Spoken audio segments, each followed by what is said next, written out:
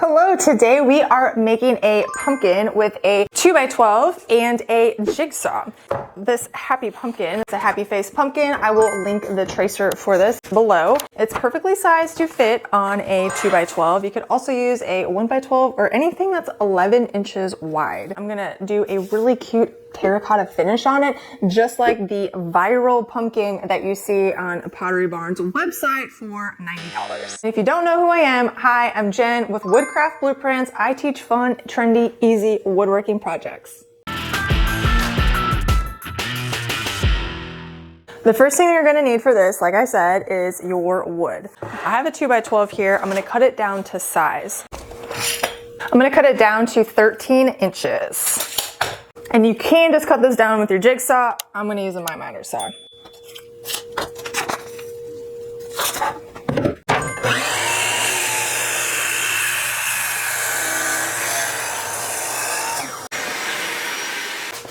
All right, now it's time to trace the pumpkin shape onto here. You can use pencil, marker, whatever you have. I'm gonna use markers so you can see it better. Important, in order for this to be self-standing, we need to have a flat bottom. So I'm not going to cut the very bottom. I'm going to bring the bottom of the tracer to the bottom of the board, okay? And just let it overhang just a little bit, just a smidge, so that I know not to cut that with the jigsaw. And this tracer, to get this together, you actually print it off on 2 pages and tape the seams together and then cut the pumpkin shape out. There we have it cut out. It's not perfect, doesn't have to be. With the jigsaw, it's kind of a little bit of a jagged cut anyway. The jigsaw pattern, how I'm going to cut it. Because the jigsaw, I can't do tight radiuses with it. So when I get into here, you either need to make relief cuts beforehand, or how I'm gonna cut it is I'm gonna start here. I'm gonna cut along here, and I'm gonna stop here. And then I'm gonna come in from here, and then hit that cut, and then this will break off. And then I'll cut the top of the stem. Come in from here, hit that, okay? And then my last cut, I'll start at the bottom here, come up around and hit that, and then this will break off, all right? And if you're not familiar with a relief cut, it just means that I'm making a cut so that when you hit it, the scrap will break off, because a scroll saw, you can make really tight turns. With a jigsaw, a big blade like this, it does not work very well.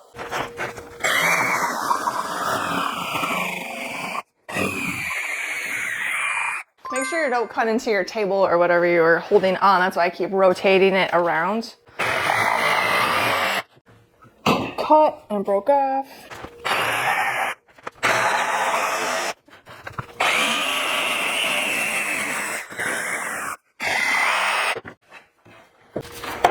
I'm gonna touch up just a couple little spots.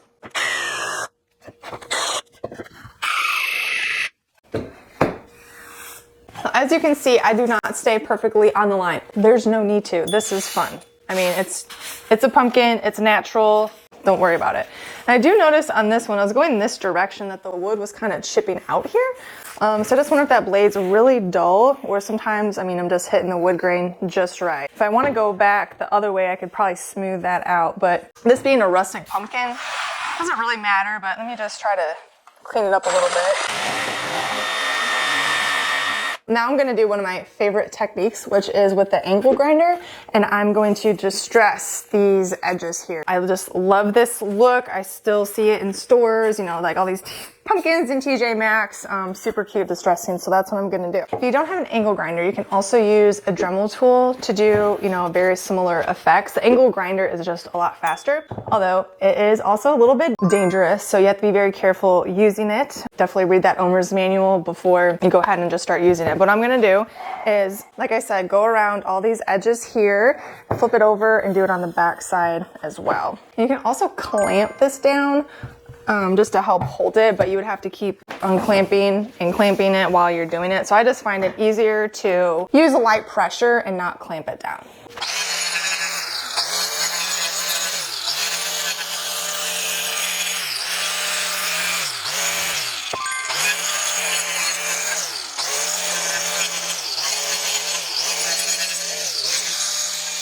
All right.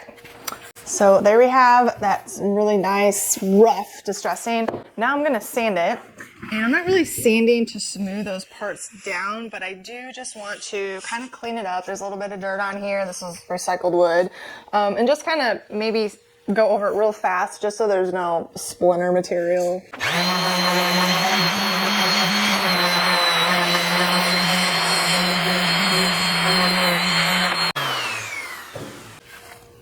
I'm gonna get the dust off, and it is ready for paint now. I'm doing a little bit different techniques. I'm gonna do a terracotta finish, and I'm gonna use this joint compound. This is a dry mixture that I'm gonna add to the paint to really thicken it up, and that's just gonna give this a lot of texture. So I've got this color, and this is called Hitching Post. It's a Pittsburgh color. It's gonna dump some paint into here, how much I think I'll need, and then I'll add that dry mix to it. So it's probably about half and half. And it takes a minute to mix up, but it doesn't actually change the color of the paint. The paint stays the same color. It doesn't lighten it or anything. It just makes it really thick.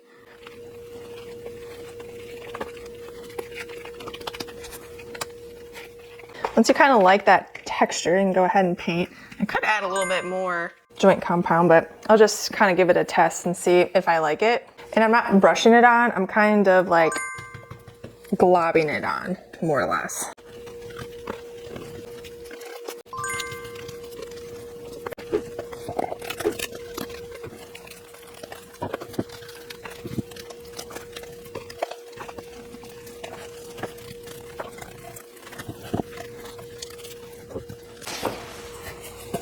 So I have that thick, globby texture to it. Now I need to let this dry thoroughly. Once this has dried, you can see all that beautiful texture there. I'm going to put a face on it. And by the way, that's optional. You could stop right here. But I'm going to put the happy face on it. I'm just going to use permanent marker. But I have graphite paper, tracing paper, that I'm going to use to transpose this onto there so that I don't have to freehand it, because I'm not very good at that.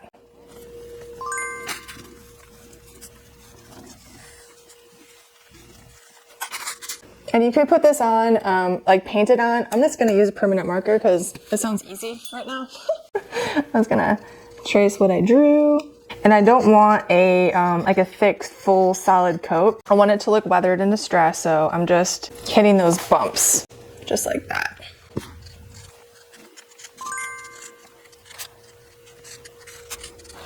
And I love this mouth. I love the happy face. I think it really gives the pumpkin character.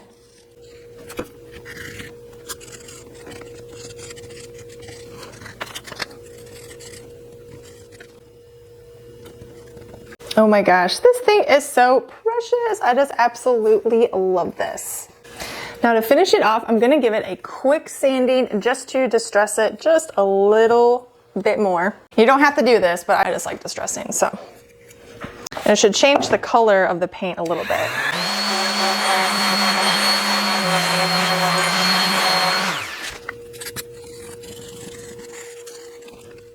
All right, now I love this. It looks like an old style vintage terracotta pumpkin. And the best part is that it's self-standing. So that was such a fun, easy, super easy project. Plus cheap, can do that on a budget. So if you like projects like this, make sure you are subscribed to my channel where I post a weekly video.